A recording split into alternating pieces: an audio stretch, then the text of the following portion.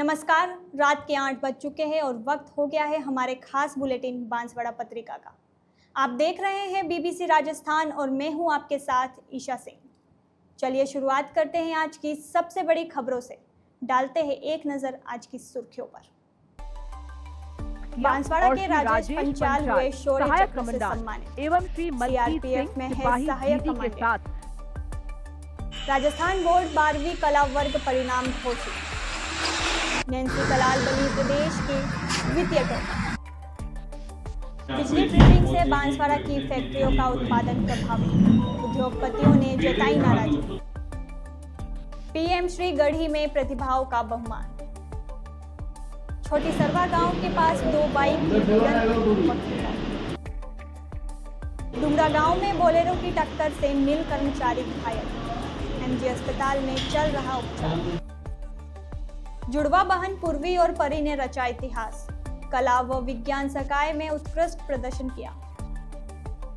सरदारगढ़ में अवैध कोयला भट्टियों पर चला प्रशासन का बुलडोजर से 50 से 70 भट्टियां ध्वस्त। नाथद्वारा पहुंचे आकाश अंबानी, श्रीनाथ जी के उत्थापन झांकी के किए दर्शन। टीएसपी क्षेत्र में ओबीसी आरक्षण की संगति पर उठा आक्रोश, मुख्यमंत्री से मिलने का समय न मिलने पर जताई नाराजगी। मंडावरा गांव में शॉर्ट सर्किट से मकान में लगी आग, घरेलू सामान जलकर हुआ खाक। मानसून से पूर्व प्रशासन की लापरवाही की रिपोर्ट। कलेक्टर निवास के सामने पेड़ से टकराकर युवक की दर्दनाक मौत। गनोड़ा में हुआ दर्दनाक युवक। कलेक्टर ने बटकाफला में रात्रि चौपाल में सुनी जन समस्या, धरती आबा अभियान में सक्रिय सहभागिता का आह्वान किया। मुख्यमंत्री निःशुल्क दवा योजना में डूंगरपुर जिले ने हासिल किया 30वां स्थान। टीम वर्क से चिकित्सा विभाग की मेहनत रंग लाई। बिजली संकट से परेशान सल्लोपाट के ग्रामीणों ने किया बाजार बंद, समाधान नहीं होने पर आंदोलन की दी चेतावनी। भारत आदिवासी पार्टी के सांसद राजकुमार रोत ने भाजपा सरकार पर लगाया लोकतंत्र में मीडिया भी स्वतः स्तंभ की भूमिका निभाती है और इस मीडिया से मैं ये मांग करती हूँ और मेरी कोशिश। रठांजना में अफीम तस्करी का भांडाफोड़, 20 वर्षीय युवक 2,70,000 की अफीम के साथ गिरफ्तार। कारूड़ा की होनहार बेटियों का सम्मान, प्रियांशी ने 94% अंकों के साथ किया टॉप। तो ये थी आज की खास सुर्खियां। अब खबरों को देखते हैं विस्तार से एक छोटे से ब्रेक के बाद। बने रहिए हमारे।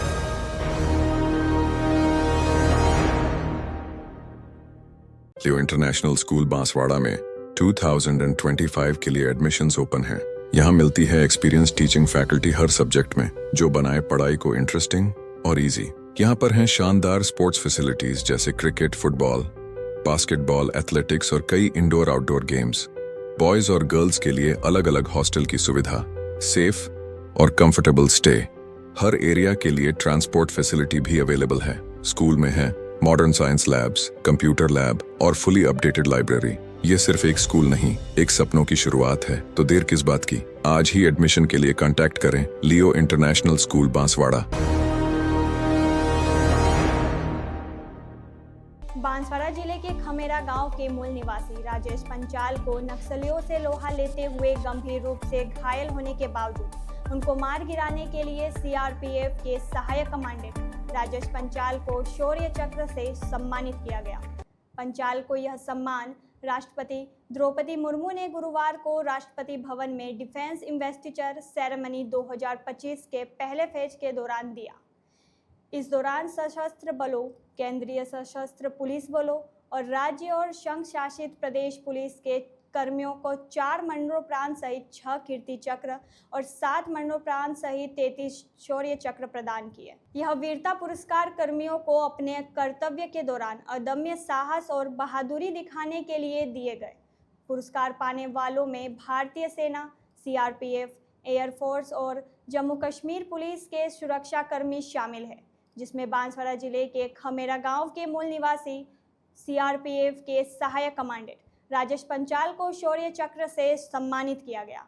जिससे पूरे जिले में हर्ष व्याप्त है। माध्यमिक शिक्षा बोर्ड राजस्थान ने गुरुवार को 12वीं कक्षा के कला, वाणिज्य और विज्ञान वर्ग का परिणाम घोषित किया, जिसमें गुरुकुल सेंट्रल एकेडमी की छात्रा नैन्सी कलाल ने कला वर्ग में 99.40% अंक प्राप्त कर पूरे राजस्थान में दूसरा स्थान हासिल किया। उदयपुर जिले के खेरवाड़ा तहसील के सरेरा गांव के मूल निवासी नैन्सी ने बीबीसी राजस्थान न्यूज़ चैनल से विशेष बातचीत में बताया कि उसका सपना भविष्य में सिविल सर्विस में जाने का है। नैन्सी ने अपनी सफलता का श्रेय अपनी अर्थशास्त्र के शिक्षक मुकेश कुमार को दिया। इसके अलावा संस्थान के संस्थापक शरद जोशी, माता पिता और अन्य गुरुजनों के मार्गदर्शन को भी उन्होंने इस उपलब्धि का आधार बताया। नैन्सी के पिता ईश्वरलाल कलाल सरेरा गांव में हार्डवेयर की दुकान चलाते हैं, जबकि मां भावना गृहिणी है।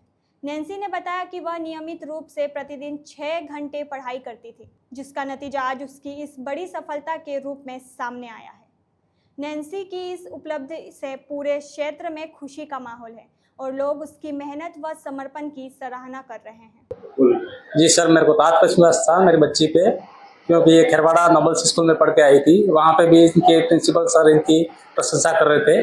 तो प्रिंसिपल सर ने मेरे को बताया था कि जी सर, जहाँ पे भी ले जाओ वहाँ अच्छी स्कूल में इसका दाखिला करवाना, और ये बहुत होशियार है और जो भी इसकी पढ़ाई के लिए जो ज़रूरत हो वो आप पूरी करना और आपका सपना साकार करेगी। इसने सर ने मेरे को बताया था। कैसा अनुभव कर रहे हैं आप आज इस तरह? बहुत खुशी जाहिर करते हैं सर। क्या सपना है उसका और कैसे पूरा करेंगे? सपना सर ये इसको हमारे सिविल सर्विस से भेजना है। बाहर भेजने के लिए तैयार है सर। मेरी तैयारियां तो शुरू से रही है, पर 10th में मैं अनसक्सेसफुल रही। मेरे 85% बने थे, तो तब से मैंने ठान लिया था कि मैं पढ़ूंगी और मैं 12th में परसेंट लाऊंगी, और तब से मैंने ठान लिया और मैं आज स्टेट लेवल पे 2nd पोजीशन पे आ गई हूँ। मैं बस यही कहना चाहूँगी कि जो बच्चा एक बार ठान लेता है वो बच्चा कर दिखाता है।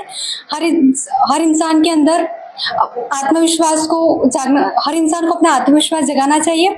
वो जो चाहे वो इंसान कर सकता है। क्या तैयारियां थी आपकी? कितने पढ़ते थे? किस तरीके से? मैं दिन में 6 घंटा पढ़ती थी और मैं ऑनलाइन ज़्यादा पढ़ती थी। मेरा ऑनलाइन अड्डा 24/7 से मैंने सब्सक्रिप्शन ले रखा था, मैं वहाँ से पढ़ती थी और सेल्फ स्टडी मेरी कम हो पाती थी। मैं पॉलिटिकल साइंस, ज्योग्राफी और इकोनॉमिक्स तीनों डोमेन से 100 आउट ऑफ 100 स्कोरर हूँ, और इकोनॉमिक्स का मैं श्रेय देना चाहूँगी मुकेश जी अडवाणी सर को, जिन्होंने मुझे बहुत सपोर्ट किया, जो मेरे टीचर थे। क्या लक्ष्य आपका भविष्य में? क्या करना चाहिए? क्या तैयारी है उसकी? मैं सिविल सर्विसेज में जाना चाहती हूँ और उसके लिए मैंने अभी CUT का एग्ज़ाम में दे रही हूँ। उससे मुझे, अगर मैं पास हुई तो सेंट्रल यूनिवर्सिटी से एडमिशन मिलेगा और मैं आगे फर्दर मेरी स्टडीज़ दिल्ली से कर सकूँगी। औद्योगिक क्षेत्र पिपलवा और ठिकरिया में लगातार हो रही बिजली ट्रिपिंग और केबल फॉल्ट की समस्या के चलते फैक्ट्रियों का उत्पादन बुरी तरह प्रभावित हो रहा है। इससे उद्यमियों को करोड़ों रुपए का नुकसान उठाना पड़ रहा है। इससे परेशान उद्योगपतियों ने गुरुवार को बांसवाड़ा इंडस्ट्रीज एसोसिएशन और लघु उद्योग भारती के बैनर तले डिस्कॉम SC कार्यालय का घेराव किया और बैठक में अपनी नाराजगी जताई। ट्रिपिंग से बेहाल उद्योगपतियों ने आरोप लगाया कि ट्रिपिंग और केबल फॉल्ट जैसी समस्याओं के दौरान अभियंता को बार बार कॉल करने के बावजूद वे फ़ोन रिसीव नहीं करते हैं। उन्होंने मांग की है कि औद्योगिक क्षेत्र की बिजली लाइन और फीडरों का समुचित मेंटेनेंस किया जाए ताकि भविष्य में उत्पादन बाधित ना हो। उद्योगपतियों ने आशंका जताई कि आगामी मानसून में बारिश के चलते ट्रिपिंग और फॉल्ट की समस्या और अधिक बढ़ सकती है, जिससे उद्योग पूरी तरह ठप हो सकते हैं। बैठक में कुशलगढ़ स्थित अनमोल इंडस्ट्रीज के लाइन कार्यों और कनेक्शन में हो रही देरी पर भी उद्योगपतियों ने नाराजगी जताई। इस पर SC ने अधिशाली अभियंता और सहायक अभियंता कुशलगढ़ को निर्देश दिए कि कार्यों को जल्द से जल्द पूरा किया जाए। उद्योगपतियों ने मांग की है कि बिजली व्यवस्था में स्थायित्व लाकर औद्योगिक उत्पादन को निरंतर बनाए रखा जाए ताकि स्थानीय रोजगार और निवेश को नुकसान न हो। PM श्री राजकीय उच्च माध्यमिक विद्यालय गढ़ी में सत्र 2025 के कक्षा 12वीं बोर्ड परीक्षा में विभिन्न संकायों के विद्यार्थियों ने उत्कृष्ट प्रदर्शन किया। परिणाम गुणात्मक एवं संख्यात्मक दृष्टि से सर्वश्रेष्ठ रहे। संस्था प्रधान दिनेश चंद्र जैन ने बताया कि इस उपलब्धि पर विद्यालय में एक सम्मान समारोह आयोजन किया गया, जिसमें एसडीएमसी एवं अभिभावक समिति के सदस्यों ने प्रतिभावान विद्यार्थियों का पुष्पमाला, पगड़ी एवं उपरना ओढ़ाकर स्वागत सम्मान किया। इस अवसर पर एसडीएमसी एसएमसी के अध्यक्ष सुरेंद्र सिंह राठौड़, उपाध्यक्ष ज्योति मैडा, मान सिंह राठौड़, राजेंद्र सिंह सोलंकी, लाल सिंह सोलंकी, घनश्याम भाटी, भगवती लाल बुनकर, रतनलाल निनामा, जाहिर मकरानी, रौनक पटेल, परेश पंड्या, अशोक पडियार सहित विद्यालय के समस्त स्टाफ उपस्थित रहे। विद्यालय परिवार ने सभी विद्यार्थियों के उज्जवल भविष्य की कामना करते हुए उन्हें आगे और बेहतर प्रदर्शन करने के लिए प्रेरित किया। बांसवाड़ा पत्रिका में एक छोटा सा विराम, जल्द ही लौटते हैं कुछ और अहम खबरों के साथ। देखते रहिए बीबीसी राजस्थान।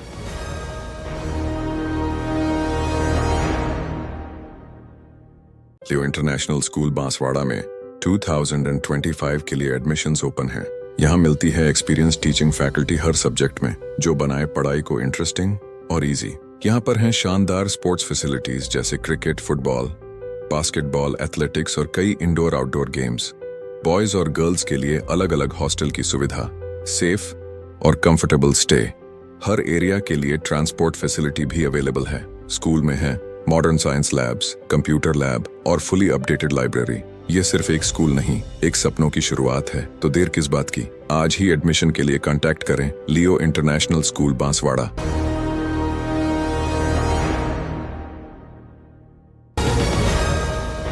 ब्रेक के बाद एक बार फिर आपका स्वागत है बांसवाड़ा पत्रिका में। बढ़ते हैं आगे की खबरों की ओर।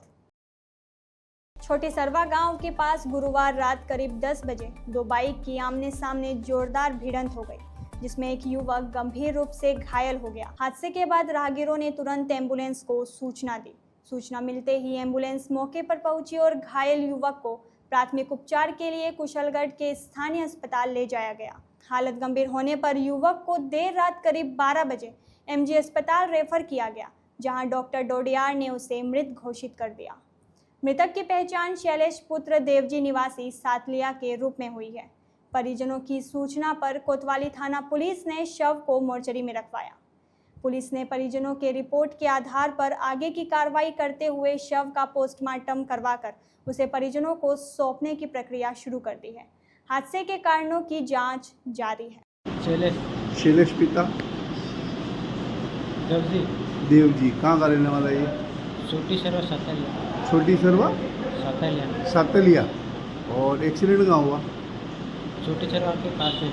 काय से हुआ है? बाइक से कहाँ जा रहा था ये? वो छोटी सरवा आ रहा था। क्यों क्यों आ रहा था? घर जा रहा था, एक्सीडेंट हो गया। अच्छा, घर जा रहा था ना, एक्सीडेंट आया हुआ? हाँ। ठीक है, क्या करने गया था छोटी सरवा में? छोटी सरवा जा रहा था घर से सामान, छोटी सरवा से घर जा रहा था यूँ? अच्छा था। और एक्सीडेंट कहाँ हुआ? छोटी सरवा के पास ही हुआ है? कैसे हुआ है? बाइक से। ये कहाँ पे था? ये भी बाइक पे। ये भी बाइक पर। और कोई था साथ में इसके? नहीं था, अकेला था। ठीक है। क्या हुआ इसकी? अभी क्या हुआ इसका? अभी हाँ, अभी तो हो गया, डेट हो गई। हाँ डेट, मर गया है। हाँ। क्या लगता है तेरे? जिया जी। जिया जी।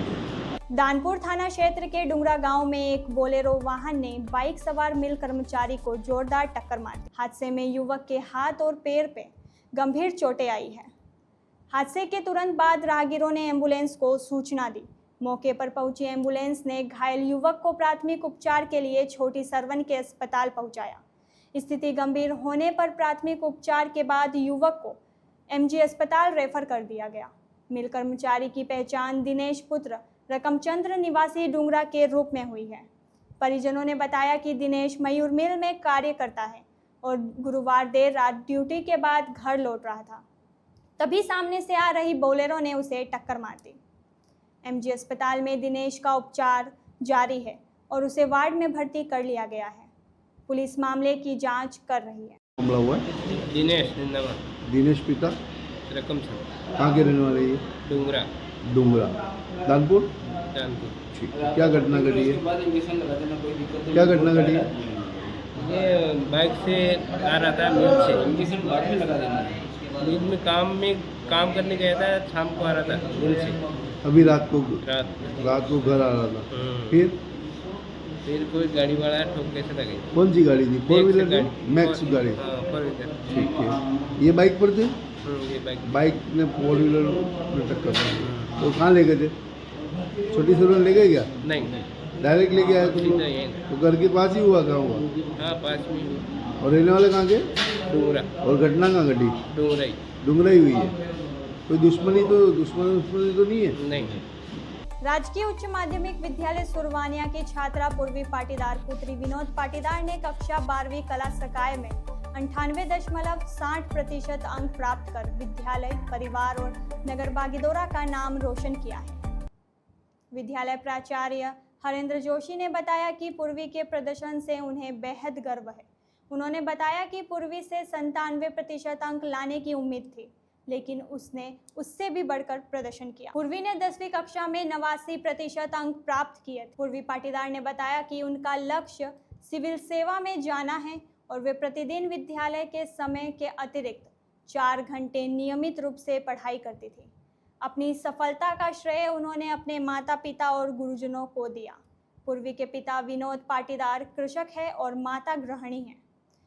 पूर्वी मूलतः बागीदोरा निवासी है, लेकिन पढ़ाई के लिए वे अपने मामा के घर सुरवानिया में रह रही थी।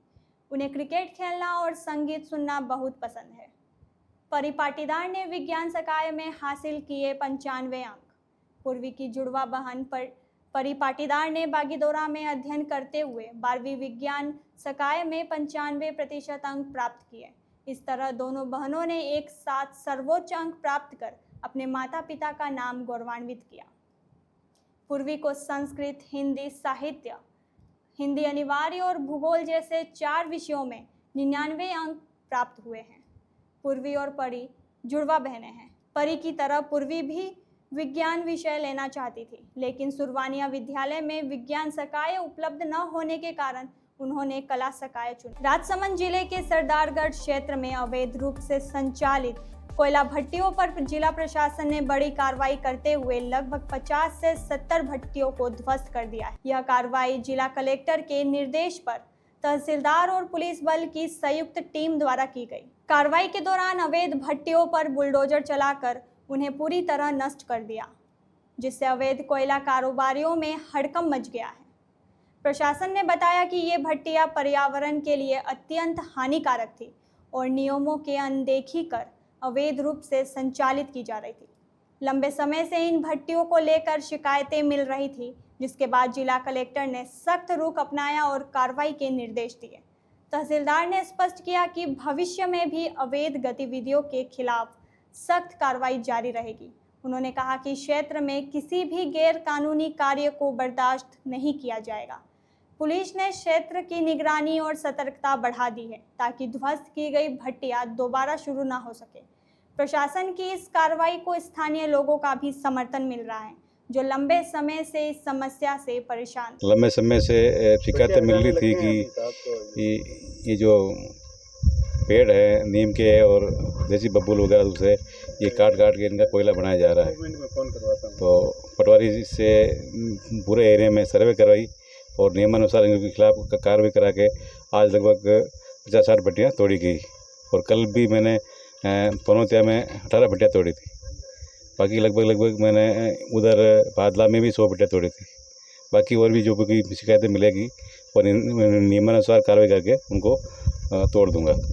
ठीक है, तो अभी ये कलेक्टर साहब के द्वारा मुहिम चला रही है जनता के हित में, और जो हरे पेड़ कट रहे हैं उसके लिए काफ़ी सराहनीय मुहिम भी एक तरह से बताई जा रही है। उसी के लिए कर रहा हूँ ताकि पेड़ों की कटाई रुके, अच्छी हरियाली हो, अच्छी बारिश हो और खुशहाली बने। रिलायंस जियो के चेयरमैन आकाश अंबानी नाथद्वारा पहुंचे। यहां उन्होंने श्रीनाथ जी मंदिर में प्रभु श्रीनाथ जी के उत्थापन झांकी के दर्शन किए और धार्मिक माहौल में कुछ समय बिताया। दर्शन के उपरांत तिलकायत पुत्र युवाचार्य विशाल बावा ने मोती महल में आकाश अंबानी का पारंपरिक रूप से स्वागत किया। उन्हें रजाई ओढ़ाई और उपरना ओढ़ाकर श्रीनाथ जी का प्रसाद भेंट किया गया। आकाश अंबानी ने युवाचार्य विशाल बावा से आशीर्वाद प्राप्त किया और श्रीनाथ जी की यमुना दशमी के अवसर पर संपन्न होने वाली विशेष सेवा प्रणाली की जानकारी ली। आकाश अंबानी की यात्रा को देखते हुए प्रशासन पूरी तरह सतर्क रहा। यातायात व्यवस्था और सुरक्षा को लेकर सख्त बंदोबस्त किए गए थे। इस अवसर पर कृष्ण भंडार के अधिकारी सुधाकर शास्त्री, सहायक अधिकारी अनिल सनाढ्य, तिलकायत सचिव लीलाधर पुरोहित और तिलकायत सलाहकार अंजन शाह ने उनका स्वागत किया। दर्शन और चर्चा के उपरांत आकाश अंबानी नाथद्वारा से उदयपुर के लिए प्रस्थान कर टीएसपी क्षेत्र में ओबीसी समुदाय के साथ आरक्षण के मुद्दे पर जारी भेदभाव और अनदेखी को लेकर ओबीसी अधिकार मंच के पदाधिकारियों ने उपखंड कार्यालय आनंदपुरी में तहसीलदार नरेंद्र चौधरी को मुख्यमंत्री के नाम ज्ञापन सौंपा। ज्ञापन में बताया गया कि टीएसपी क्षेत्र के 8 जिलों में निवासरत ओबीसी और एमबीसी वर्ग की 22% जनसंख्या को राजस्थान सरकार द्वारा निर्धारित संवैधानिक आरक्षण का लाभ नहीं दिया जा रहा है। परिणाम स्वरूप पुलिस कांस्टेबल, रीट, पटवारी, ग्राम सेवक सहित अन्य सरकारी भर्तियों में यह वर्ग उम्र और अंकों की छूट से भी वंचित रह जाता है। राजस्थान में सामान्यतः ओबीसी को 21% और एमबीसी को 5% आरक्षण मिलता है, लेकिन टीएसपी क्षेत्र में रहने वाले इन जातियों को यह लाभ नहीं दिया जा रहा है। ज्ञापन में उल्लेख किया गया कि विधानसभा चुनाव 2023 से पूर्व केंद्रीय मंत्री भूपेंद्र यादव और भाजपा के प्रदेश प्रभारी अरुण सिंह ने इस विषय पर संज्ञान लिया था और भाजपा सरकार बनने के बाद सकारात्मक कार्रवाई का आश्वासन दिया था। ज्ञापन में उन जातियों की भी सूची दी गई है जिन्हें टीएसपी क्षेत्र में आरक्षण से वंचित रखा गया है, जिनमें चारण, राव, बंजारा, लबाना, गर्ग, जांगीड़, माली, गुर्जर, जाट, लोहार, नाई, दर्जी, ब्राह्मण, कुम्हार, पाटीदार, तेली, घाची, स्वर्णकार, कसाई, पुजारी सेवक, वैष्णव, जुलाहा और कई अन्य शामिल है। ज्ञापन में बताया गया कि पूर्व में भी इस विषय को लेकर मुख्यमंत्री को कई बार ज्ञापन सौंप चुके हैं और व्यक्तिगत भेंट का समय मांगा गया, लेकिन आज तक कोई सकारात्मक प्रतिक्रिया नहीं मिली है। इस मौके पर जिला युवा मंडल अध्यक्ष रोशन कलाल, वरिष्ठ उपाध्यक्ष चंकी कलाल, वीरेंद्र कलाल, कार्तिक पंचाल, राजेंद्र पंचाल, मनोज कलाल, एडवोकेट प्रीतेश कलाल, जुगल दर्जी, अजय दर्जी, मोनू कलाल, जयेश पंचाल, मिथुन, चिराग, रविंद्र, विकास, राजेश पंचाल, भावेश दर्जी सहित कई युवा उपस्थित रहे। ज्ञापन में मुख्यमंत्री से टीएसपी क्षेत्र की ओबीसी और एमबीसी जातियों को आरक्षण का संवैधानिक लाभ दिलवाने हेतु शीघ्र निर्णय लेने की मांग की गई है। बांसवाड़ा पत्रिका में एक छोटा सा विराम, जल्द ही लौटते हैं कुछ और अहम खबरों के साथ। देखते रहिए बीबीसी राजस्थान।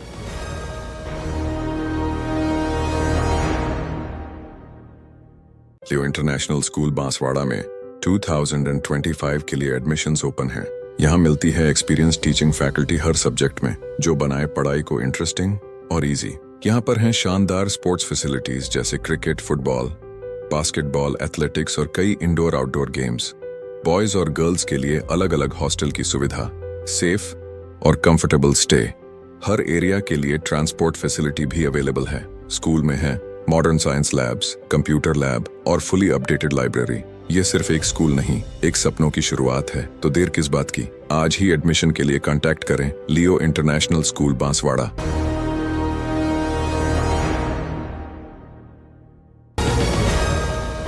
ब्रेक के बाद एक बार फिर आपका स्वागत है बांसवाड़ा पत्रिका में। बढ़ते हैं आगे की खबरों की ओर।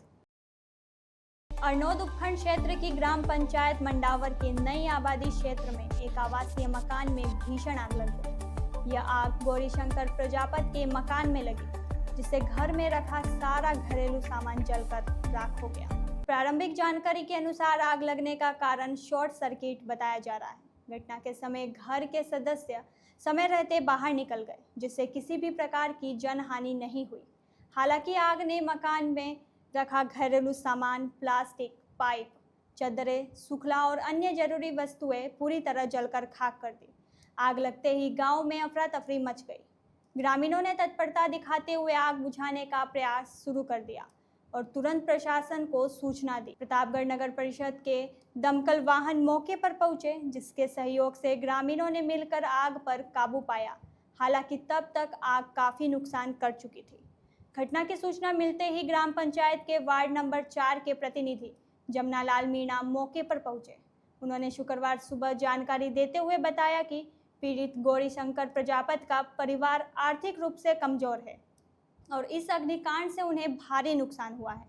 ग्रामीणों और जनप्रतिनिधियों ने प्रशासन से मांग की है कि पीड़ित परिवार को उचित आर्थिक सहायता और मुआवजा प्रदान किया जाए ताकि वे फिर से समान जीवन जी सके। प्रतापगढ़ शहर में जिला प्रशासन, रुडीप और नगर परिषद की लापरवाही के कारण एक युवक की जान चली गई। यह दर्दनाक हादसा जिला कलेक्टर निवास के सामने हुआ, जहां मानसून पूर्व की तैयारियों में कोताही के चलते एक पेड़ गिर गया और बाइक सवार युवक उसकी चपेट में आ गया। प्राप्त जानकारी के अनुसार रुडीप द्वारा शहर में पेयजल पाइपलाइन बिछाने का कार्य किया जा रहा है।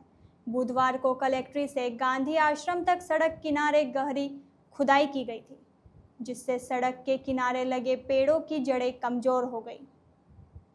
तेज तूफान में जिला कलेक्टर निवास के सामने एक विशाल इमली का पेड़ गिर गया। इसके साथ ही सड़क पर लगी स्ट्रीट लाइट भी बंद हो गई। नगर परिषद और जिला प्रशासन की ओर से रात भर कोई कार्रवाई नहीं की गई। शुक्रवार सुबह मालपुर निवासी हितेश पुत्र भूपेंद्र कटारा बाइक से डीजल लेने जा रहा था। अंधेरे के कारण उससे सड़क पर गिरा पेड़ दिखाई नहीं दिया और वह पेड़ से टकरा गया। सिर में गंभीर चोट लगने से उसकी मौके पर ही मौत हो गई। दुर्घटना के करीब आधे घंटे बाद राहगीरों ने 108 एम्बुलेंस को सूचना दी। युवक को जिला अस्पताल पहुंचाया गया, जहां डॉक्टरों ने उसे मृत घोषित कर दिया और उसके शव को मोर्चरी में रखवा दिया। स्थानीय लोगों का आरोप है कि रुडीप की ओर से सड़क खुदाई के बाद उचित भराव नहीं किया गया, जिससे पेड़ असंतुलित होकर गिरा। वहीं नगर परिषद की नाइट ड्यूटी टीम ने समय पर पेड़ हटाने और बिजली आपूर्ति बहाल करने के कार्य नहीं किया। इस हादसे के बाद प्रशासनिक व्यवस्था और मानसून पूर्व तैयारियों को लेकर गंभीर सवाल उठ गए हुए हैं। लोगों ने मांग की है कि जिम्मेदार अधिकारियों को कार्रवाई की जाए और पीड़ित परिवार को उचित मुआवजा दिया जाए। बांसवाड़ा उदयपुर स्टेट हाईवे पर गनोड़ा कस्बे के पास एक कार के अनियंत्रित होकर सड़क से नीचे गड्ढे में गिरने के बाद उसमें आग लग गई, जिसमें कार में सवार युवक की मौके पर ही दर्दनाक मौत हो गई। सूचना के अनुसार मृतक की पहचान निखिल मीणा निवासी बांसवाड़ा के रूप में हुई है। बताया जा रहा है कि निखिल किसी निजी काम से बांसवाड़ा से पालुदा की ओर जा रहा था। तभी गनोड़ा के पास अचानक उसकी कार अनियंत्रित होकर नीचे जा गिरी और उसमें आग लग गई।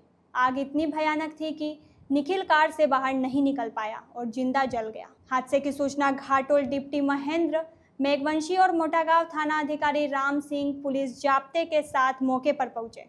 कार में अब भी शव मौजूद है।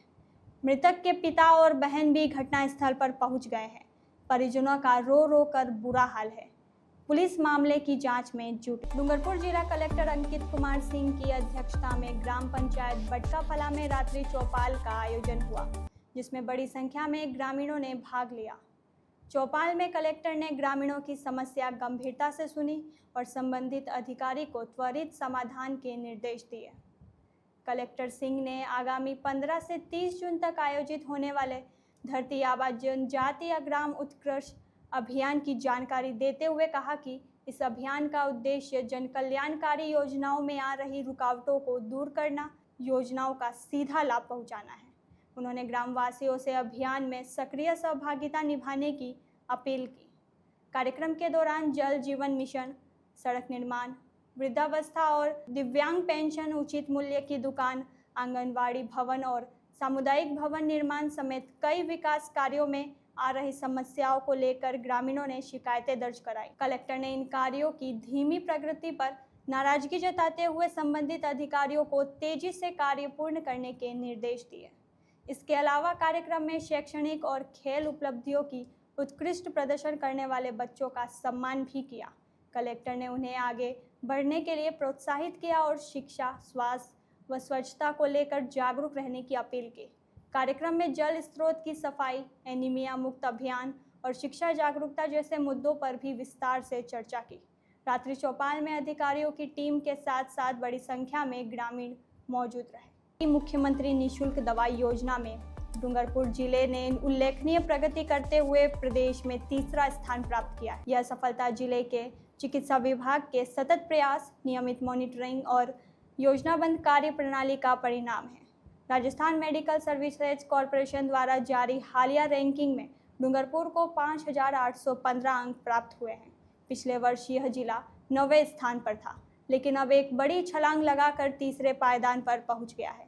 इस उपलब्धि के पीछे जिला स्तरीय अधिकारियों की नियमित निगरानी, दवा वितरण की पारदर्शिता और तकनीकी संसाधनों का बेहतर उपयोग प्रमुख कारण। CMHO डॉक्टर अलंकार गुप्ता ने बताया कि जिले की सभी 89 स्वास्थ्य संस्थाओं में दवा वितरण की ऑनलाइन फीडिंग का विशेष ध्यान रखा जा रहा है। OPD मरीजों की संख्या के अनुसार प्रतिदिन दवाओं की पर्चियों की फीडिंग करवाई जा रही है, जिसके आधार पर हर सप्ताह वेयरहाउस से दवा आपूर्ति की जाती है। इसके अलावा सभी दवा स्टॉक ऑनलाइन पोर्टल पर अपडेट रहते हैं, जिससे पारदर्शिता बनी रहती है। यदि किसी भी संस्था में फीडिंग या दवा वितरण में लापरवाही पाई जाती है तो विभागीय कार्रवाई की जा रही है। डॉक्टर गुप्ता ने बताया कि जिले की स्वास्थ्य सेवाओं में पूर्व वर्षों में गिरावट दर्ज की गई थी, लेकिन अब प्रत्येक संस्था में कंप्यूटर ऑपरेटर और फार्मासिस्ट की नियुक्ति के बाद सेवाओं में निरंतर सुधार हो रहा है। डूंगरपुर अब प्रदेश में प्रथम स्थान प्राप्त करने के लक्ष्य की ओर अग्रसर है। सर, मुख्यमंत्री निःशुल्क दवा योजना में अपने जिले की क्या स्थिति रही? मुख्यमंत्री निःशुल्क दवा योजना के अंदर जिला वर्तमान में अभी 3 नंबर पर है और इसके अंदर जो हमारी 8 एक्टिविटी होती है उनके अंदर हमने काफ़ी अच्छे काम किया है। इसको अच्छे से हमने नीचे जो हमारे फार्मासिस्ट और स्टोर कीपर उनसे काम करवाया।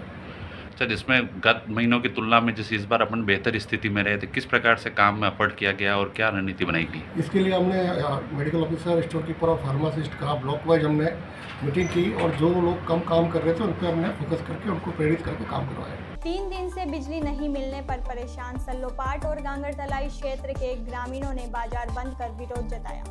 ग्रामीणों ने सुबह से दोपहर 1 बजे तक पूरा बाजार बंद रखा और बिजली विभाग के खिलाफ जमकर नारेबाजी की। ग्रामीणों का कहना है कि पिछले 15 दिनों से बिजली की समस्या बनी हुई है, लेकिन बीते 3 दिन तो हालत बेहद खराब हो गए और 3 दिन में सिर्फ 3 घंटे ही बिजली मिली। ग्रामीणों ने बताया कि सल्लोपाट एक बड़ा कस्बा है, इसके बावजूद यहाँ स्थायी लाइनमैन की नियुक्ति नहीं है। छोटी छोटी फॉल्ट पर भी घंटों बिजली गुल रहती है। JEN न तो मौके पर आते हैं, न ही फ़ोन पर संतोषजनक जवाब देते हैं। ग्रामीणों ने कलेक्टर के नाम ज्ञापन सौंपते हुए चेतावनी दी कि अगर 7 दिन में समाधान नहीं हुआ तो उग्र आंदोलन किया जाएगा। ज्ञापन AEN बागीदोरा, JEN गांगरतलाई, तहसीलदार गांगरतलाई, जिला प्रमुख बांसवाड़ा और कलेक्टर बांसवाड़ा को ज्ञापन भेजा। ग्रामीणों का कहना है कि अब सिर्फ आश्वासन से काम नहीं चलेगा, अगर समाधान नहीं हुआ तो बड़े आंदोलन की रणनीति बनाई जाएगी। बांसवाड़ा पत्रिका में एक छोटा सा विराम, जल्द ही लौटते हैं कुछ और अहम खबरों के साथ। देखते रहिए BBC राजस्थान।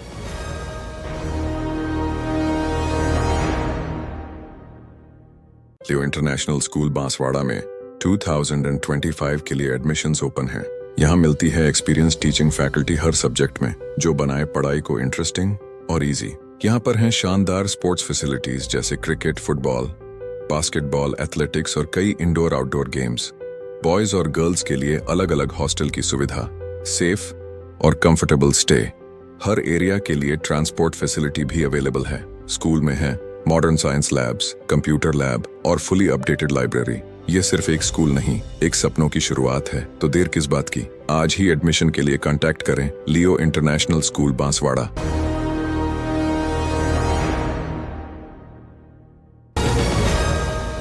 ब्रेक के बाद एक बार फिर आपका स्वागत है बांसवाड़ा पत्रिका में। बढ़ते हैं आगे की खबरों की ओर।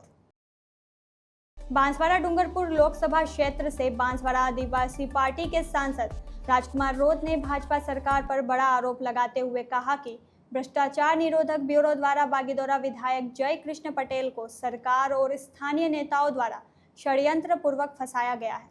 सांसद राजकुमार रोत ने कहा कि आने वाले पंचायत चुनाव में करारी हार के डर से भाजपा सरकार ने भारत आदिवासी पार्टी की छवि खराब करने की नीयत से यह षड्यंत्र रचा है। बांसवाड़ा में विधायक जय कृष्ण पटेल को फंसाने के विरोध में भारत आदिवासी पार्टी की प्रस्तावित रैली को अनुमति नहीं देने पर आक्रोश व्यक्त करते हुए कहा कि भाजपा बागीदोरा विधानसभा क्षेत्र में चुनाव कराने के लिए विधानसभा अध्यक्ष सहित मुख्यमंत्री और स्थानीय नेताओं को शह पर यह पूरा षड्यंत्र रचा गया है। सर्किट हाउस में आयोजित पत्रकार वार्ता में भारत आदिवासी पार्टी के संस्थापक सदस्य कांतिलाल भील, बीएपी जिलाध्यक्ष प्रभुलाल बूझ सहित अन्य पदाधिकारी मौजूद थे। को मेरी ओर से जोहार और साथ ही आपके प्रिंट मीडिया, इलेक्ट्रॉनिक मीडिया के सारे दर्शकों को मेरी ओर से जोहार। आज भारत आदिवासी पार्टी की तरफ से बांसवाड़ा जिला मुख्यालय पर एक प्रेस वार्ता का आयोजन किया गया है। सभी की जानकारी में हाल ही के अंदर जो बांसवाड़ा, डूंगरपुर और पूरे राजस्थान में चर्चा का विषय जो बना हुआ है, भारत आदिवासी पार्टी के जो विधायक बागीदोरा से जीत के गए थे, इनको लेके जो एसीबी का जो कार्रवाई हुई है उसको लेके जिस तरह से एसीबी से ज्यादा महत्वपूर्ण या भूमिका निभाने का काम या फिर कहें कि वो एज ए सरकारी संस्था के रूप में भाजपा के जो पदाधिकारी बांसवाड़ा जिले के जो कर रहे हैं, उसको लेके आज प्रेस वार्ता रखी गई है। आप सबकी जानकारी में होना जरूरी है कि आजादी के बाद से आज तक इस आदिवासी बाहुल्य क्षेत्र के अंदर आदिवासी समुदाय साथ ही अन्य पिछड़ा समुदाय के हक अधिकारों को लेके, जल जंगल जमीन की लड़ाई को लेके भारत आदिवासी पार्टी बहुत तेजी से इस आदिवासी बाहुल्य क्षेत्र के अंदर ग्रोथ हुआ है। और भारत आदिवासी पार्टी आने के बाद काफी परिवर्तन हुआ है, लोगों में जागरूकता आई है और इस प्रभाव को खत्म करने के लिए षड्यंत्रकारी लोगों के द्वारा ये बागीदोरा विधायक को षड्यंत्र पूर्वक फंसाने का प्रयास किया गया है। आज वर्तमान राजस्थान के अंदर भाजपा की सरकार है और आपने देखा होगा कि भजनलाल जी की सरकार बनने के बाद राजस्थान के अंदर लोकसभा चुनाव हुआ, इसके बाद उपचुनाव हुआ और लोकसभा चुनाव के साथ ही बागीदोरा विधानसभा उपचुनाव हुआ था। और बागीदोरा विधानसभा उपचुनाव इसलिए हुआ था, आप सबकी जानकारी में होगा, महेंद्रजीत मालवीय जो कांग्रेस से विधायक थे, पूर्व मंत्री रहे हुए हैं, और वो भाजपा में गए।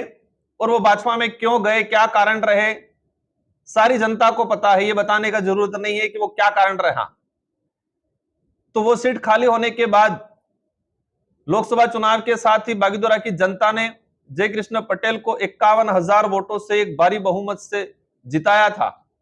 और जीतने के बाद 4 जून को रिजल्ट आया, 3 जुलाई को उन्होंने शपथ लिया और जिस दिन से रिजल्ट आया उस दिन से ही आम चर्चा में आ गया था, विरोधी लोगों के द्वारा कहा जा रहा था कि इसको 1 साल भी नहीं निकालने दिया जाएगा, उसको उपचुनाव कराएंगे। और जैसे जैसे 3 जुलाई को उनका शपथ ग्रहण हुआ, 11 जुलाई को ही विधानसभा के अंदर क्वेश्चन लगा। ये आपके और हमारे सबके और आम जनता के जहन में है कि 3 जुलाई को जो बागीदोरा से विधायक चुन के गया, 11 जुलाई को ही क्वेश्चन लग गया। 3 जुलाई को शपथ ले रहा है, 11 जुलाई को क्वेश्चन लग गया। मतलब 7-8 दिन के अंदर वहां से कैसे क्या संपर्क हुआ, किसने क्या लगाया, यह भी एक जानने का विषय है। और ये सारा जो षड्यंत्र जिस तरीके से हुआ, आप सबकी जानकारी में होगा कि 2 क्वेश्चन लगे थे। जिस तरह से एसीबी ने कार्रवाई की, पार्टी का शुरुआत से रहा है, मैंने खुद ने हमारे पार्टी के पदाधिकारी सबने स्टेटमेंट दिए हैं। एसीबी की कार्रवाई हुई है, विधायक गलत है, एसीबी कोर्ट तय करेगा और एसीबी हमारी पार्टी की तरफ से भी एक्शन लिया जाएगा। लेकिन जिस तरह से कहानियां सामने आई बनी बनावट वाली, एसीबी के डीजी साहब ने प्रेस कॉन्फ्रेंस के दौरान कहा कि विधायक ने संपर्क किया और एफआईआर की कॉपी हमने पढ़ी, एफआईआर की कॉपी में क्लियर है कि विधायक ने उस पार्टी से संपर्क नहीं किया, उस पार्टी ने विधायक से संपर्क किया। पूरी एफआईआर को पढ़ी हमने, पूरी एफआईआर में 42 बार 40 या 42 बार दोनों की आपस में चर्चाएं हुई है और इसमें से 28 बार उस आदमी ने आगे से संपर्क किया है। विधायक की तरफ से 11 बार कॉल हुए और 11 बार में भी लगभग 7 बार तो रिप्ले में कॉल किया गया। और एक ये चौंकाने वाला बात है, राजस्थान में भाजपा की सरकार है, जो रामनिवास मीणा टोडा भीम से भाजपा का विधायक प्रत्याशी रहा है। एक आम पब्लिक, आम कार्यकर्ता, आम जनता समझती है कि जो भाजपा की सरकार है, भाजपा का विधायक प्रत्याशी रहा है और वो क्यों डरेगा क्षेत्रीय पार्टी के विधायक से। एक ये मतलब ये सारी क्लियर है कि एक षड्यंत्र हुआ और वो भाजपा का विधायक प्रत्याशी के नॉमिनेशन में जिस कंपनी की माइंस चल रही है उस कंपनी के एवज में जो पैसे मांगने का जो ड्रामा बता रहे हैं, मान लिया विधायक हो सकता है गलत हो, लेकिन उस कंपनी की वैल्यू हुई 1,55,00,000 है। जिस कंपनी की वैल्यू 1,55,00,000 है वो 2.5 करोड़ देने के लिए क्यों तैयार हुआ?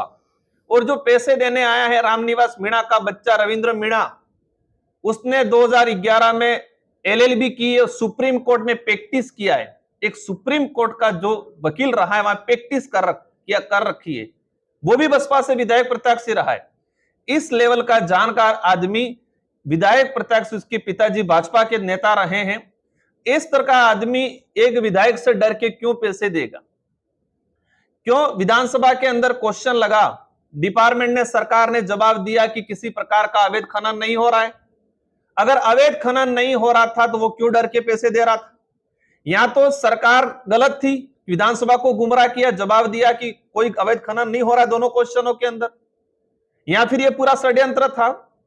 एक जानकारी में और आप सबकी मीडिया में जो हमने विधानसभा अध्यक्ष जी की, मैं भी विधायक रहा हूं, विधायक की जो प्रणाली होती है कि किसी भी विधायक पे कार्रवाई होती है और विशेषकर विधानसभा परिसर में कार्रवाई होती है या किसी भी विधायक को फोन ट्रेस पे लगाया जाता है तो सरकार के गृह मंत्री को और विधानसभा अध्यक्ष को सूचित किया जाता है कार्रवाई करने से पहले और फोन ट्रेस करने से पहले।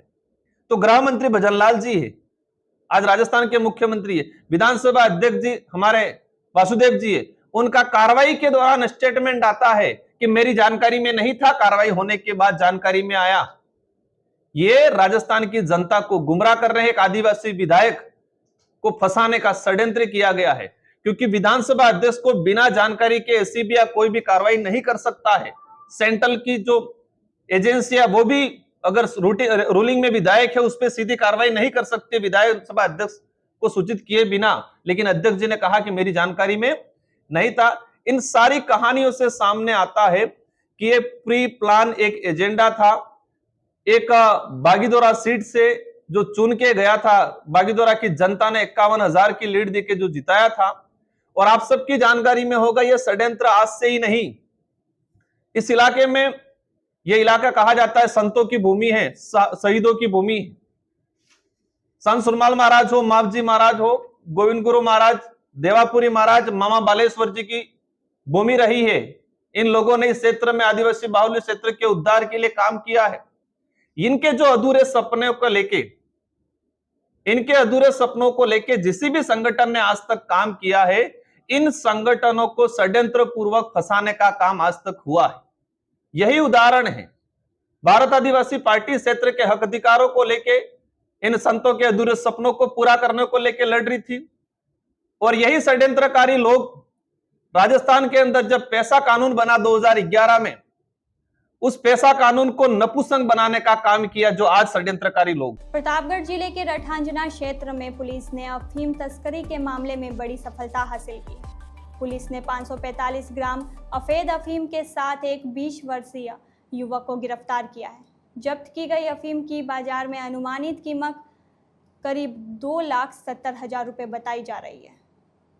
पुलिस अधीक्षक विनीत कुमार बंसल ने जानकारी देते हुए बताया कि 22 मई को रठांजना अधिकारी दीपक कुमार अपनी टीम के साथ गश्त पर थे। गश्त के दौरान भुवासिया की ओर से जाते वक्त कड़ियावाद फटे पर एक युवक पीठ पर पिट्ठू बैग लटकाए खड़ा मिला। पुलिस वाहन देखते ही युवक संदिग्ध रूप से तेजी से कड़ियावाद की ओर जाने लगा। इस व्यवहार पर संदेह होने पर पुलिस ने उसे रोका और पूछताछ की। युवक ने अपना नाम अजय कुमार शर्मा निवासी बांजनी बताया। उसकी तलाशी लेने पर बैग में रखी पारदर्शी प्लास्टिक की थैली में 545 ग्राम अवैध अफीम बरामद हुई। थानाधिकारी दीपक कुमार ने तुरंत पुलिस अधीक्षक को सूचना दी, जिनके निर्देश पर अफीम जब्त कर आरोपी को गिरफ्तार कर लिया। फिलहाल आरोपी के खिलाफ NDPS एक्ट के तहत मामला दर्ज कर आगे की जांच शुरू कर दी है। पुलिस यह भी पता लगाने में जुटी है कि आरोपी ने यह अफीम कहां से प्राप्त की और किसे सप्लाई करने के लिए योजना बनाई थी। छोटे सादरी क्षेत्र के राजकीय उच्च माध्यमिक विद्यालय कारूड़ा में सम्मान समारोह आयोजन किया गया, जिसमें बोर्ड परीक्षा में शानदार प्रदर्शन करने वाली छात्राओं का सम्मानित किया गया। समारोह का नेतृत्व पंचायत शिक्षा अधिकारी मनोहर लाल जैन ने किया। कला वर्ग की कक्षा 12वीं में प्रियांशी प्रजापत ने 94% अंक प्राप्त कर विद्यालय में प्रथम स्थान प्राप्त किया। वहीं एग्रीकल्चर वर्ग में मोनिका रावत ने 88.80% और राज राजेश्वरी ने 88.60% अंकों के साथ क्रमशः प्रथम और द्वितीय स्थान प्राप्त किया। इस अवसर पर विद्यालय के प्रधानाध्यापक सुरेश चंद्र पाटीदार, आत्माराम पाटीदार, निरंजन लोहार, सुनीता सुथार सहित छात्राओं के अभिभावक भी मौजूद रहे। सभी ने मिठाई खिलाकर और मालाएं पहनाकर प्रतिभाशाली छात्राओं का उत्साहवर्धन किया। अजमेर जिले के नसीराबाद क्षेत्र में नशे का जाल दिन ब दिन गहराता जा रहा है। सबसे चिंताजनक बात यह है कि अब इस दलदल में युवाओं के साथ साथ किशोर और छोटे बच्चे भी फंसते जा रहे हैं। इलाके में स्मैक, डोडा, गांजा, चरस और अवैध शराब जैसे सूखे नशों का सेवन तेजी से बढ़ रहा है। स्थानीय लोगों का कहना है कि नसीराबाद कस्बे में नशे का अवैध कारोबार खुलेआम फल फूल रहा है। इन नशों की लत के कारण अब तक कई युवा की असमयी मौत हो चुकी है, लेकिन प्रशासन और पुलिस की ओर से कोई सख्त कार्रवाई नहीं की जा रही है। क्षेत्र में नशे के सौदागर बिना किसी रोक टोक के अपना काम कर रहे हैं। इस भयावह स्थिति के लिए अभिभावकों की लापरवाही भी कम जिम्मेदार नहीं मानी जा सकती। बच्चों पर निगरानी की कमी और सामाजिक जागरूकता के अभाव में युवा पीढ़ी धीरे धीरे नशे की गिरफ्त में जा रही है। स्थानीय नागरिक ने प्रशासन से मांग की है कि नशे के कारोबार पर सख्त कार्रवाई की जाए और युवाओं को इस विनाशकारी रास्ते से बचाने के लिए विशेष अभियान चलाए जाए। बांसवाड़ा पत्रिका में एक छोटा सा विराम। जल्द ही लौटते हैं कुछ और अहम खबरों के साथ। देखते रहिए BBC राजस्थान।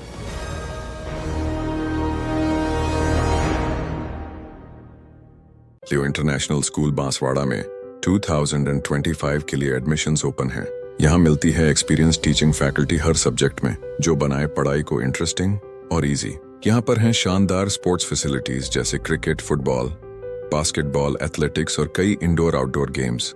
बॉयज और गर्ल्स के लिए अलग अलग हॉस्टल की सुविधा, सेफ और कंफर्टेबल स्टे। हर एरिया के लिए ट्रांसपोर्ट फैसिलिटी भी अवेलेबल है। स्कूल में है modern science labs, computer lab और फुली अपडेटेड लाइब्रेरी। ये सिर्फ एक स्कूल नहीं, एक सपनों की शुरुआत है। तो देर किस बात की, आज ही एडमिशन के लिए कांटेक्ट करें लियो इंटरनेशनल स्कूल बांसवाड़ा।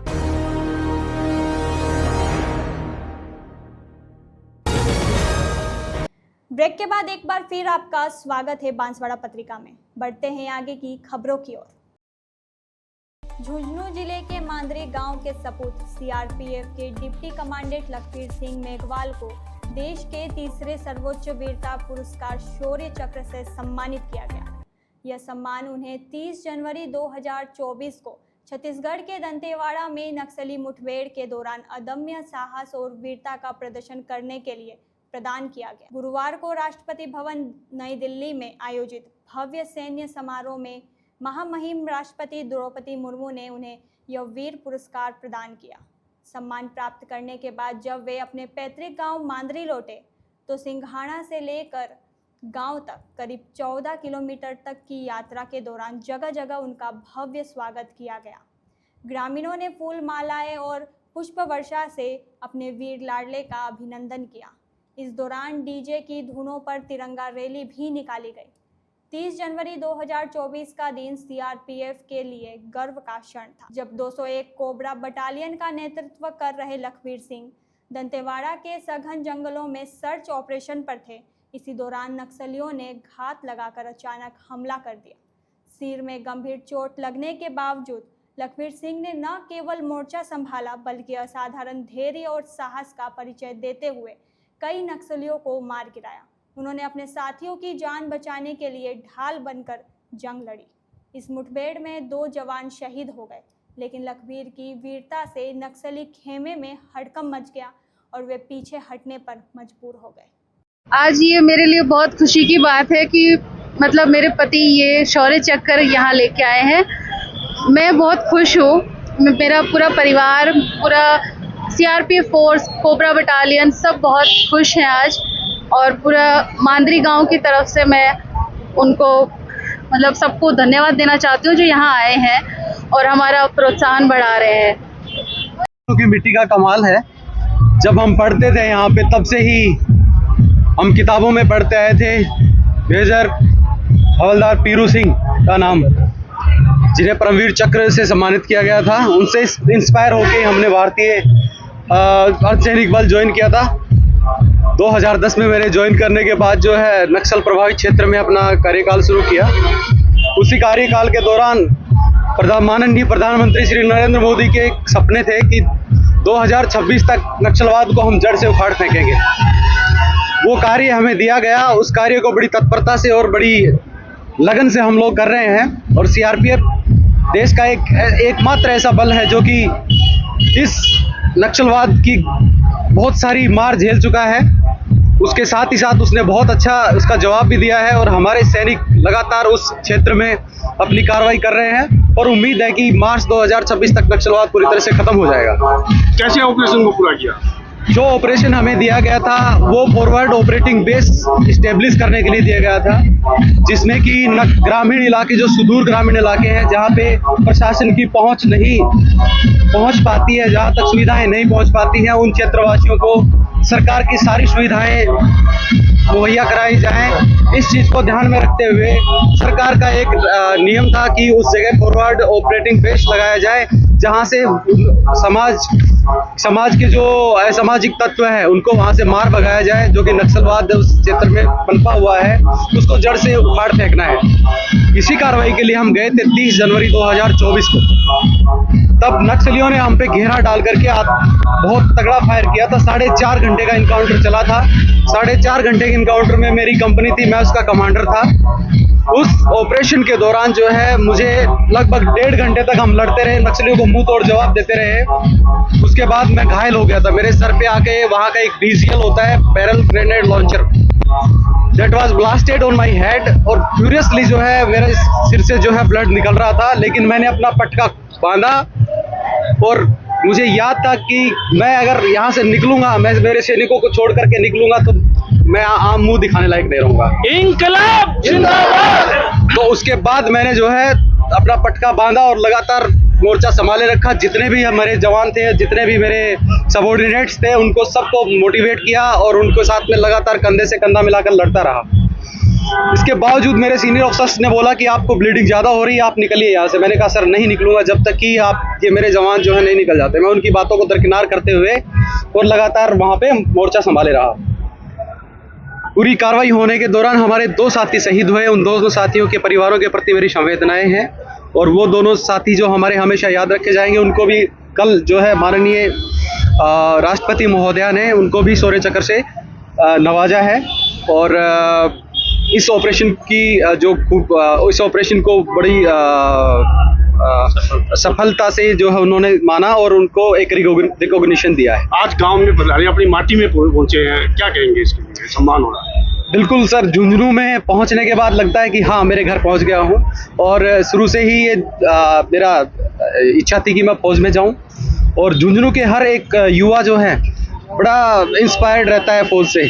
जब भी हम जाते हैं शाम सुबह तो रोड सड़कों पे हमारे जब लड़के जो है तैयारी करते हुए मिलते हैं। कोई भी कैसा भी आदमी हो उनको देख करके जरूर गाड़ी स्लो करता है कि हाँ हमारे बच्चे हैं और तैयारी कर रहे हैं, आगे जाकर देश का नाम ऊंचा करेंगे।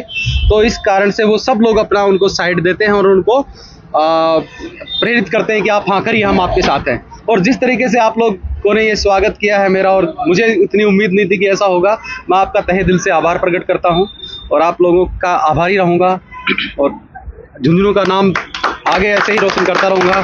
सूर्य नगरी जोधपुर में तापमान लगातार बढ़ता जा रहा है और सूरज की तपिश ने जनजीवन को बुरी तरह प्रभावित कर दिया है।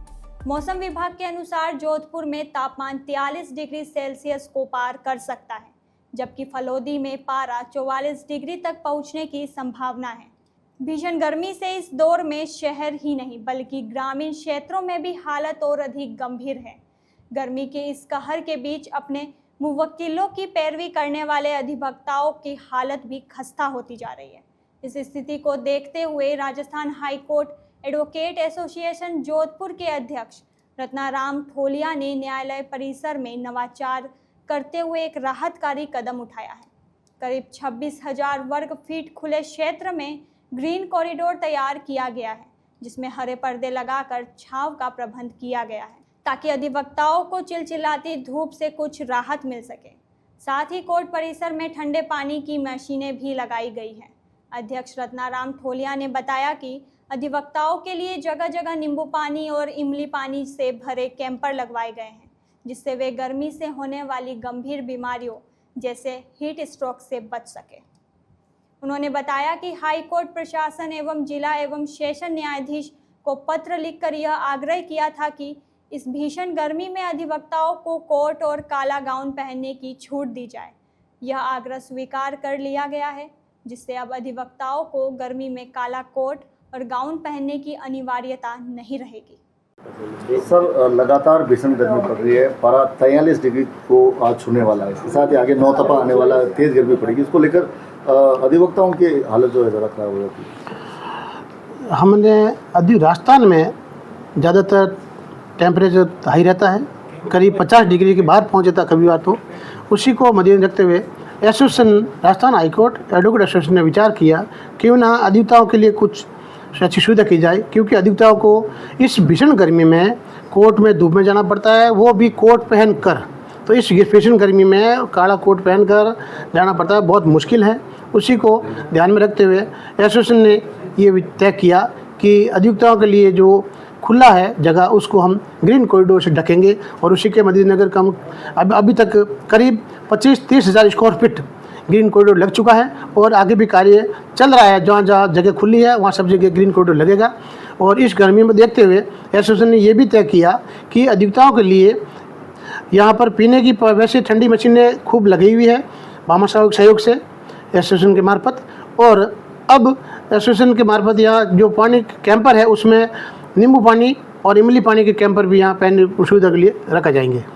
आपने जो राजस्थान जब कोर्ट से वहाँ पर जाके एक अपील की थी कि अधिवक्ताओं को छूट दी जाए, बिल्कुल हमने माननीय न्यायालय से, उच्च न्यायालय से निवेदन किया कि इस भीषण गर्मी में जो अधीनस्थ न्यायालय है उसमें एडवोकेट को काला कोट पहनने की गर्मी में छूट प्रदान की जाए, जो उसको हमें वो जल्द से जल्द वो वापस ऑर्डर आने वाला है। Thank you. भीषण गर्मी के बीच जोधपुर वासियों के लिए राहत की बड़ी खबर है। पिछले 2 महीनों से बंद पड़ी इंदिरा गांधी नहर का क्लोजर आज समाप्त हो गया है और पंजाब से फिर से नहर में पानी छोड़ा गया है। इस जल आपूर्ति से जोधपुर सहित जिले भर के शहरी व ग्रामीण इलाकों को पेयजल संकट से निजात मिलने की उम्मीद है। आज शाम तक कायलाना तक पहुंचेगा पानी। क्लोजर समाप्त होते ही इंदिरा गांधी नहर का पानी आज शाम तक जोधपुर के कायलाना जलाशय तक पहुंच जाएगा। जलाशय विभाग के अधिकारियों ने बताया कि पानी के पहुंचते ही पेयजल आपूर्ति की स्थिति में सुधार होने लगेगा। डेड स्टोरेज तक पहुंच गया था पानी। पिछले 2 महीने से जलदाय विभाग तखत सागर और कायलाना जलाशयों के डेड स्टोरेज से जोधपुर शहर और को पानी की आपूर्ति कर रहा था। इस कारण विभाग को 2 बार 48 घंटे और 1 बार 72 घंटे के अंतराल पर जल वितरण करना पड़ा था। अब नहर का पानी आने से नियमित आपूर्ति बहाल होने की उम्मीद है। सर, लगातार गर्मी के साथ पेयजल की समस्या का सबसे बड़ा उभर कर सामने आ रहा है, लोग परेशान हैं। इसको लेकर जो क्लोजर था उसको लेकर क्या स्टेटस है? जैसा आपको विदित है कि भारत पाक जो कॉन्फ्लिक्ट हुई थी उसके चलते क्लोजर जल्दी खत्म कर दिया गया था। फिर उसके बाद में बीच में कुछ इश्यू हुआ था, तो उसकी वजह से पानी अपने ओरिजिनली 3-1 दिन पहले आना चाहिए था, लेकिन आज जो है अपने आज शाम तक पानी या जोधपुर शहर के अंदर आ जाएगा। जोधपुर जिले के अंदर तो ऑलरेडी पानी आ चुका है, रूरल के अंदर। तो सर, शहर की जो पेयजल व्यवस्था है अब एकदम सुचारू हो जाएगी, लोगों को काफी राहत मिलने की। डेफिनेटली जैसे ही आपका ये क्लोजर खत्म होगा तो जो सुचारू रूप से अपनी जो चल रही थी, अभी क्या है कि जब क्लोजर था उसके दौरान जो रिजर्वायर्स होते हैं, जो पॉन्डिंग होती है, उस वाले जो स्टोर्ड वाटर होता है उसको यूज करके सप्लाई की जा रही थी। तो नेचुरली टाइम के साथ साथ वो भी डिप्लीट हो रहे थे। तो अब जब आज ये पानी आ जाएगा तो जो वो डिप्लीशन है वो खत्म हो जाएगा और जो अपनी रेगुलर सप्लाई है वो चालू हो जाएगी। आर्मी टेंट हाउस एवं राजस्थान टेंट हाउस के संयुक्त तत्वाधान में आयोजित मुस्लिम चैंपियन ट्रॉफी क्रिकेट प्रतियोगिता का समापन समारोह भव्य रूप से संपन्न हुआ। समापन अवसर पर कई गणमान्य अतिथि मौके पर मौजूद रहे, जिनमें अंजुमन सदर शोएब खान, DCA अध्यक्ष दिलीप दवे, DCS सचिव मनीष देव जोशी, नटवर तेली, हरीश लखानी, हाजी मकसूद मेव चौधरी, हाजी महबूब मंसूरी, वाजिद मेव चौधरी, जावेद मंसूरी, हाजी अलीमुद्दीन नायक, निजाम हेड साहब, हसीन सैद, इब्राहिम पठान, इमरान मंसूरी, हाजी मोहसिन मंसूरी, शाहिद खान, मुजम्मिल नायब, आज़ाद कंप्यूटर के इकराम शेख आदि उपस्थित रहे। पहला सेमीफाइनल देहात 104 बनाम पठान वॉरियर्स के बीच हुआ, जिसमें पठान वॉरियर्स ने पहले बल्लेबाजी करते हुए 10 ओवर में 82 रन बनाए, जिसमें एजाज मडरला ने 31 रन की अहम पारी खेली। देहात 104 के अशफाक रबाड़ा ने 3 विकेट और माइज बरेर ने 2 विकेट चटकाए। जवाब में देहात 104 ने 8 ओवर में लक्ष्य हासिल कर लिया, जिसमें माइज बरेर ने 33 रन बनाए और मैन ऑफ द मैच चुने गए। दूसरा सेमीफाइनल आमिर 30 बनाम सुल्तान वॉरियर्स के बीच हुआ, जिसमें आमिर 30 ने पहले बल्लेबाजी करते हुए नदीम धनूरी ने 51 रन और वसीम के 33 रन की मदद से 133 रन बनाए। सुल्तान वॉरियर्स की टीम 70 रन पर ऑल आउट हो गई। आमिर 30 ने यह मुकाबला 63 रनों से जीता। Man of the match Nadeem Dhanuri रहे, जिन्होंने 51 रन बनाने के साथ 3 विकेट भी लिए। फाइनल मुकाबला देहात 104 बनाम आमिर 30 के बीच में हुआ, जिसमें देहात 104 ने पहले बल्लेबाजी करते हुए माइज बरेर ने 36 रन और सोहेल तनवीर 20 रन की बदौलत से 89 रन बनाए। आमिर 30 की ओर से माहिर शेरगढ़ ने 3 और वसीम ने 2 विकेट लिए। जवाब में आमिर 30 की टीम 65 रन पर सिमट गई। देहात 104 ने यह मैच 24 रन से जीतकर खिताब अपने नाम किया। Man of the match Maiz Barer रहे। विजेता टीम देहात 104 को 51,000 नगद और ट्रॉफी, मेडल और सर्टिफिकेट प्रदान किए गए। वहीं उपविजेता आमिर 30 को 21,000 नगद, ट्रॉफी, मेडल और सर्टिफिकेट दिए गए। बेस्ट फील्डर के तौर पर फिरोज पठान को 500 रुपये और ट्रॉफी सर्टिफिकेट दिया गया। इसी तरह बेस्ट गेंदबाज सोहेल तनवीर, बेस्ट बल्लेबाज Maiz Barer, man of the series Nadeem Dhanuri रहे। विजेताओं का विजन ऑप्टिकल की ओर से ब्रांडेड चश्मे भेंट किए गए। Amazing team of the tournament का खिताब RTH को प्रदान किया गया। इस आयोजन की जानकारी आयोजक आसिफ खान ने दी। टूर्नामेंट ने खेल प्रेमियों के बीच खासा उत्साह पैदा किया और युवाओं में खेल भावनाओं को बढ़ावा दिया। छोटी सादड़ी की ग्राम पंचायत पिथलवड़ी कला के लालपुरा गांव में मनरेगा के तहत रोजगार नहीं मिलने पर आक्रोशित श्रमिकों ने उपखंड अधिकारी यतीन्द्र पोरवाल और विकास अधिकारी दिनेश मेघवाल को ज्ञापन सौंपा। गांव की बड़ी संख्या में महिला श्रमिकों ने SDM कार्यालय पहुंचकर अपनी व्यथा साझा की। उन्होंने बताया कि पंचायत में बार बार गुहार लगाने के बावजूद उन्हें काम नहीं मिल रहा है, जबकि पंचायत के पास पहले से ही कार्य स्वीकृत है और बजट भी उपलब्ध है। श्रमिकों ने आरोप लगाया कि पंचायत बार बार यह कहकर लौटा देती है कि बजट नहीं आया है, जबकि असलियत इसके विपरीत है। एक ओर सरकार ग्रामीणों को रोजगार देने के दावे कर रही है, वहीं दूसरी ओर गरीबों से उनका हक छीना जा रहा है। महिला श्रमिकों ने बताया कि मनरेगा ही उनकी आय का मुख्य स्रोत है और उसी से उनके परिवार की आजीविका चलती है। रोजगार नहीं मिलने से वे गहरे आर्थिक संकट से जूझ रही है। उन्होंने प्रशासन से मांग की है कि शीघ्र ही मनरेगा के तहत कार्य शुरू किया जाए और उन्हें राहत दी जाए। तो ये थी आज की बड़ी खबरें। ऐसी ही सटीक और तेज खबरों के लिए देखते रहिए रोजाना रात 8 बजे बांसवाड़ा पत्रिका। अगर आप भी अपने क्षेत्र, संस्था, समाज या संगठन की खबरें हमारे साथ साझा करना चाहते हैं तो हमें संपर्क करें 9414102499 पर। और प्रदेश की हर ताज़ा जानकारी के लिए सब्सक्राइब करें हमारे इंस्टाग्राम और यूट्यूब चैनल BBC राजस्थान।